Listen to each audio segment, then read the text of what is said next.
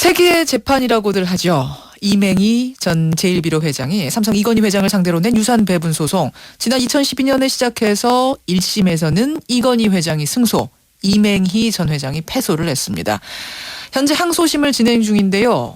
그런데 지난주에 이맹희 전 회장이 일부 소를 취하하면서 직접 쓴 5장 분량의 서신을 법정에서 공개해 화제입니다. 이건희 회장에게 화해를 제안하기 위해서 쓴 거라고 하는데 삼성 측에서는 진정한 화해는 소를 취하하는 거다라면서 이 편지의 진정성을 믿을 수 없다 주장을 하고 있습니다. 과연 이 편지의 진실은 뭘까요? 양측의 진짜 입장은 뭘까요? 저희가 들어보고 싶어서 양측 모두의 인터뷰를 부탁했습니다만 삼성 측 변호사는 현재 재판 중인 사건에 대해서 소송 대리인이 인터뷰에 나서는 건 적절치 않다고 생각한다. 이런 입장을 전해왔습니다. 그래서 오늘은요. 이맹희 전 회장 측의 입장만 들어보기로 하죠.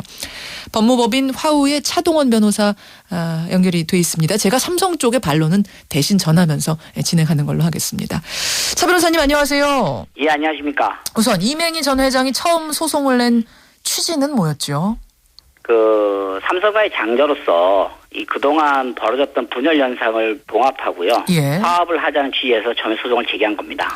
고 이병철 회장의 유산을 이건희 회장이 몰래 본인 명의로 변경을 했으니까 그걸 일단 돌려달라. 이런 소송 아니었습니까? 쉽게 예, 말하면. 기본적으로 왜냐하면 여러분 보도도 보셨지만은 일부 가족들이나 조카들이 돈이 없어서 자살하고 하는 상황까지 벌어져 있습니다. 그래서 아무도 소송을 낼 수가 없는 상황에서 사실 이맹희 회장님은 형제들 대표해서 정상화시키기 위해서 대표의 소송을 냈다고 보시면 될 겁니다. 하지만 1심에서는 패소를 했습니다.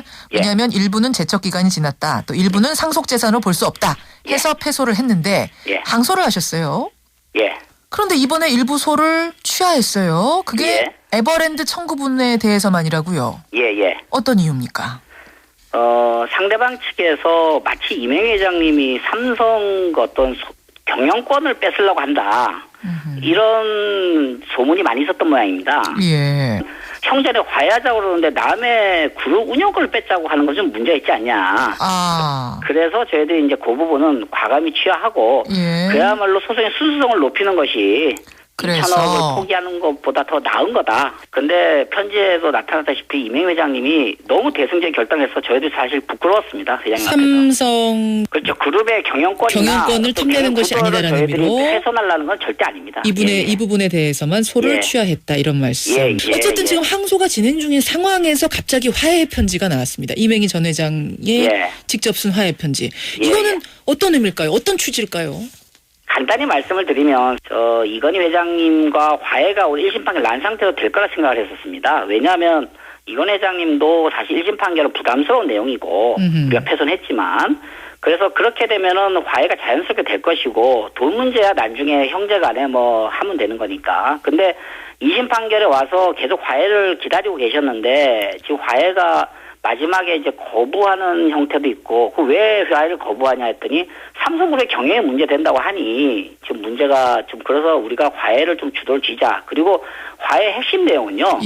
피고 이건희 회장님이 좀 가족들을 건사하는 이런 모습을 기대하는 건데 다른 가족들을 좀 돌봐라 이런 의미? 그렇죠. 왜 그거는 정서적 문제고 그 정서적 문제는 예를 들어서 저희가 소송을 승소했다 한들 그 문제는 해결이 안 되죠. 그래서 중요한 거는 이 소송을 통해서 이건 회장님이 좀 같이 나서서 화해를 하고 형제간에 좋은 가족이다 하는 걸 만들고 싶은데 지금 곳곳에 형제들 간에 좀 파열음이 생기고 그 핵심에는 또 이건희 회장님 계시기 때문에 좀 이건희 회장님한테 좀 이렇게 같이 가자 이런 제안으로서 사실 장자로서 화해를 제안한 겁니다. 이건희 회장만 그러면은 화해 악수를 받으면 다 해결이 되는 건가요? 그 복잡한 집안 문제가? 그게 거의 전 90%라고 봅니다. 예.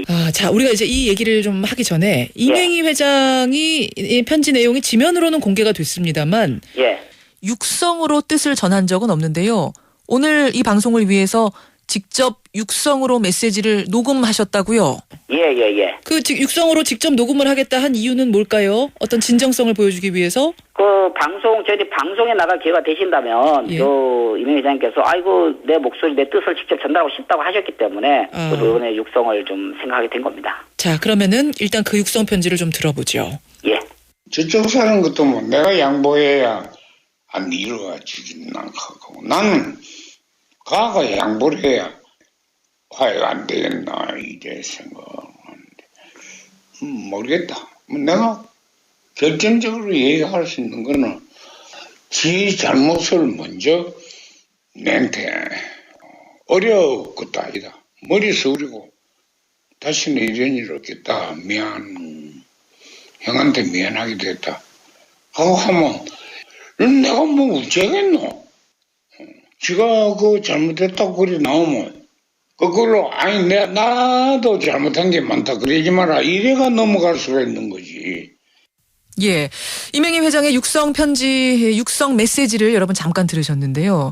그러니까 내가 화해를 제안했으니 이건희 회장이 미안하다고 하면은 나도 미안하다고 하면서 서로 화해가 되지 않겠는가.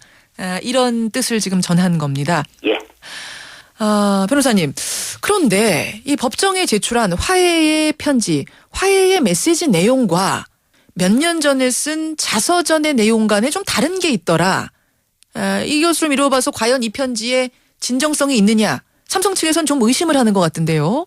예. 삼성의 차기 대권을 건희에게 물려준다고 밝혔고 나는 후계 구도뿐만 아니라 유산 분배에서도 철저히 배제됐다.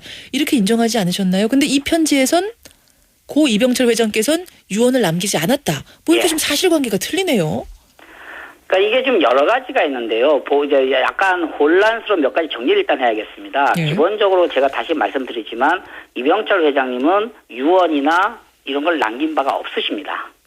그게 있었다면 이 소송은 벌어지질 않았죠. 그러면 자서전에다가는 유언이 있었다는 것처럼 비춰졌는데 그게 아닌가요? 현재 이명 회장님이 많이 안 계신다면 모르겠지만 예.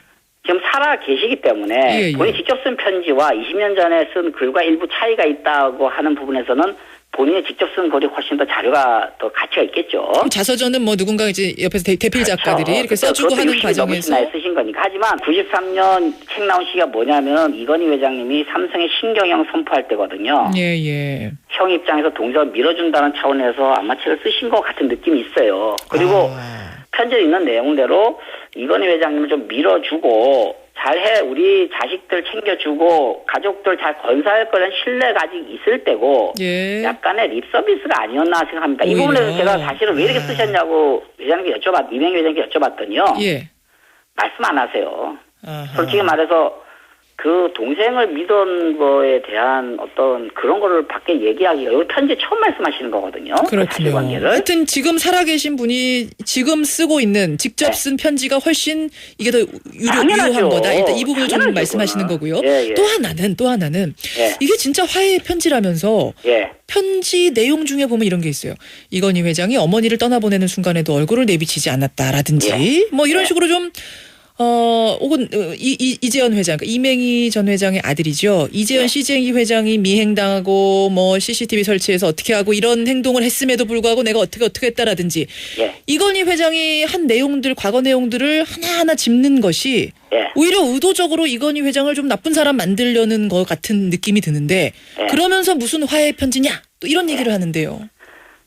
아니, 지금 솔직히 말해서 지금 뭐 그동안 우리 이명희 회장님에 대해서는 그 표현됐지만 노욕이다, 다 늙어갖고 돈 욕심 몰랐냐 이렇게 얘기를 하시기 때문에 그냥 무조건 화해한다면은 아니 뭐 난데없이 왜 소송에 불리하니까 화해하려고 하는 거 아니냐 이런 식으로밖에 될 수가 없죠. 그러니까 그동안 이러이러한 일들이 있었기 때문에 내가 소송을 제기했고 하지만 이제 다 잊어먹고 뭐 형제간에 가장 지금 필요한 것은 참 놀라운 일이지만 이병철 회장님, 선 대장님 돌아가신 이후로 이명희 회장님은 이건희 회장님을 직접 본 적이 한 번도 없으신 모양입니다. 그게 언제죠 그러면은? 87년 11월 19일 돌아가신 이후에 1987년 이후로 한 번도 없다고요? 그 이후로는 한 번도 본 적이 없대요. 그거는 찾아가는데도 안 만나준다 뭐 이런 얘기인가요? 어떻게 찾아가서 만날 수가 없는 상황이니까. 그래서 편지 썼지 않습니까? 5분이나 10분만에 좀 보자 우리. 봐서 도대체 형제간에 우리가 무슨 문제가 생긴 거냐 지금 이거.